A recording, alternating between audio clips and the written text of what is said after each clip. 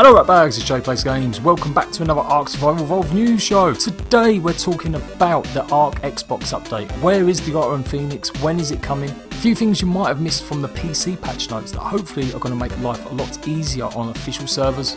And a tiny bit of non-info about rentable servers for Xbox. When are they due? They're meant to be coming out in the next few days. I probably wouldn't expect it to hit until next week at some point. So Jeremy, the creator of Ark Survival Evolved, tweeted out last night that they're hoping to have the Ark Xbox update out by the end of the week, which will include some additional tweaks such as being able to build while in Orbit Cam mode. Orbit Cam mode may be a little bit easier to do certain things, particularly on official servers maybe. Otherwise, what are the uses of that? Let me know if you're a builder. Why is it going to be important for you to use Orbit Cam to build stuff? When I'm thinking about building, surely that makes everything a bit harder. However, he does actually mention more important stuff is the Phoenix and Otter will be in this Xbox update. Let's hope the Phoenix will be unlockable on other maps. As of right now, you cannot spawn the Phoenix in on any other map other than Scorched Earth, and I tried transferring it and I couldn't get my Phoenix to transfer. So if you know a way to transfer a Phoenix from Scorched Earth to another server, let me know. This should also include the reskin of the Ice Wyvern as well. That is another creature that you can't currently spawn in on any other map other than Ragnarok. It does seem a bit weird because on PC you can spawn them in and do whatever you want with. It's only on console at the moment that you can't do it. I spent a good 2 hours trying to research and do things and muck around with codes, and there was just no way I could actually get them to spawn. And just an FYI, if you're trying to attempt to spawn in any of the Overseers or the Droids, most people have been telling me the only way you can do it is by doing it on their actual platform where you fight them. So the mothership or the spaceship, that is the only place you can actually spawn them in. I did try some of these codes on the island and I couldn't get them to work either. So if you just want a bit of fun, you want to take a look at some of these creatures, hopefully this update for the Xbox will allow all that to happen. As for PS4, you may have to wait until the next update before we can muck around and spawn in the Phoenix. Now the PC was meant to get an update on the 8th September. It actually doesn't look like that actually happened. With the hurricane that hit, the developers are obviously all based in Florida, most of them. We still haven't seen the tech sword or the tech shield in the base game for PC. So if they're working that on Xbox now, hopefully this means we'll get this on PC in the next few days. As soon as it does, I'll be showing you guys how the tech sword actually works and the tech shield in the flesh. And more excitingly, there is a Ragnarok update. Now it doesn't say anything in the patch notes for Ragnarok, but I do know the devs have been working on a massive update. If you haven't already, go and join my Discord, as well as that, go and check out the Ragnarok Discord. If you pay attention, there's lots of screenshots about what they're planning to do and small changes, subtle changes. They generally don't outline massive things that are going on. That's usually reserved for when they actually stream. So if you want to see the development of Ragnarok, I'll put the links to their Twitch channel down below and you can check it out next time hopefully they're streaming. It has been a while since they last updated some of the update notification channels, but they are definitely hard at work. If you've been having problems with invisible wyvern eggs, or actual invisible ice wyverns, don't worry, that should be in hand. But do remember, Ragnarok is a mod. Yes, it's an official sponsored mod, but it doesn't mean it's complete. So for everyone crying about every single bug and problem with it, it is still in development. It's got a long way to go. Don't expect completion of the actual mod until maybe after Christmas. So I was talking about the PC patch notes, maybe revealing a few things more. If you don't know, the Phoenix has already been buffed, so we should see them improvements. Initially when the Phoenix came out, there were some issues with its abilities, as well as the fact that it was just a pretty piss poor creature. Apart from its special abilities, it's very, very easy to get killed, and its damage it was doing necessarily wasn't that great, but they have improved that massively.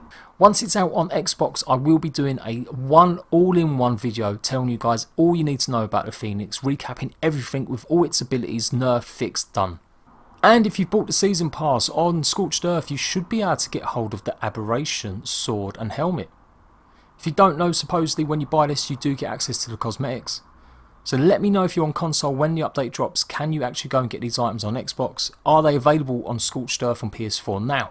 Now I'm going to round up with all the things that have been you guys telling me problems and issues still with the main game, and give you a heads up on when to expect some content addressing some of the issues you guys have raised.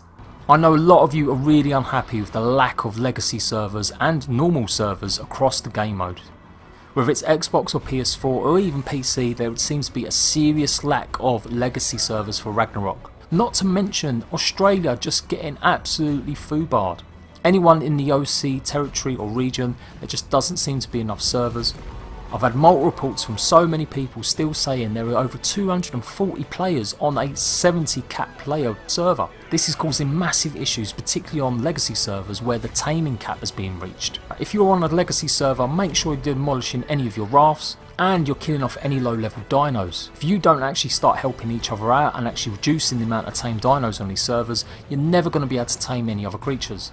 The only way to circumnavigate it is to leave a tribe, but even then most servers can only hold around 9,000 dinosaurs, so all these players joining up in all these tribes with all their creatures and dinos, that's why more and more people are seeing the tame limit exceeded.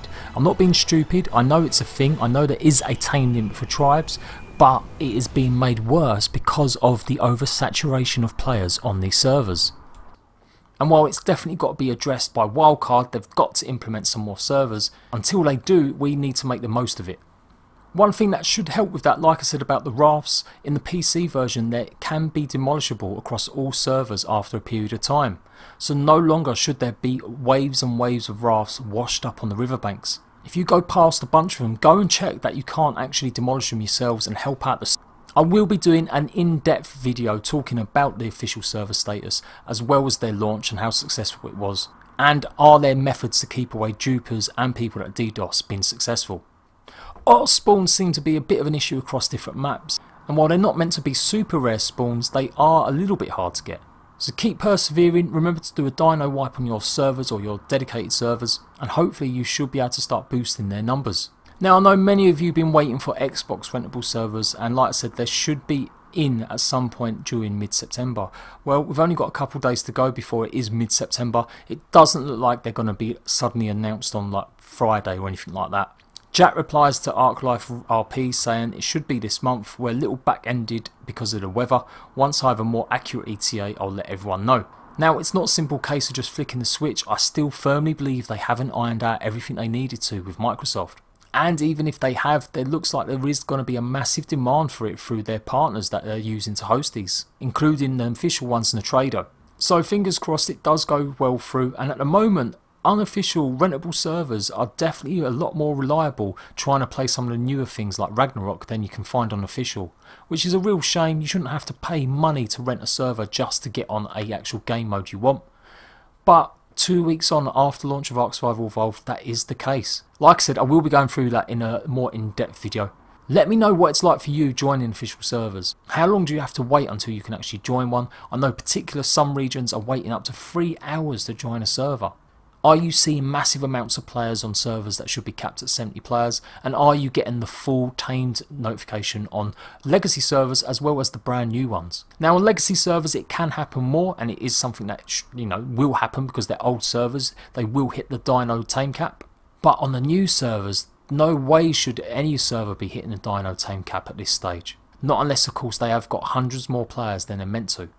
So there you go, I'm JadePlaysGames. For all your information about Ark Survival Evolved, make sure you've got notifications turned on. I'll be back on Friday, and any other news I'll let you guys know before then. I'm JadePlaysGames. I'll see you bags later.